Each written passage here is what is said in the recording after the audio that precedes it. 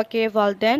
والدہ کو بتائے بغیر ہی گھر سے نکل گیا، اور اس زمانے میں قافلے حج کے لیے جایا کرتے تھے اور لوگ انہی کے ساتھ چل دیا کرتے تھے، تو وہ بھی ایک قافلے کے ساتھ چل دیا۔ ایک دو منزل کے بعد قافلے نے کسی شہر کے باہر قیام کیا اور قافلے والے شہر میں اپنی اپنی ضروریات کو پورا کرنے کے لیے چلے گئے۔ چنانچہ بیٹا خود اپنا واقعہ بیان کرتا ہے کہ میں بھی کسی مسجد میں جا کر عبادت میں مشغول ہو گیا۔ رات کو میں عبادت میں مشغول تھا کہ شہر میں چوری ہو گئی اور تھانے دار نے پولیس کو چور پکڑنے کے لیے روانہ کر دیا۔ پولیس والے مسجد میں بھی آئے، انہوں نے مجھے نماز پڑھتے دیکھا تو کہا چور یہی ہے اور نماز کے بہانے اپنی جان چھڑانا چاہتا ہے، اور مجھے گرفتار کر کے تھانے دار کے سامنے پیش کر دیا۔ وہ بھی کوئی جلاد قسم کا آدمی تھا، اس نے لوگوں پر رعب اور اپنی دھاک بٹھانے کے لیے میرے دونوں ہاتھ اور دونوں پاؤں کٹوا دیے اور میرے دھڑ کو ایک ریہڑی پر رکھ کر منہ کالا کر کے شہر میں گھمایا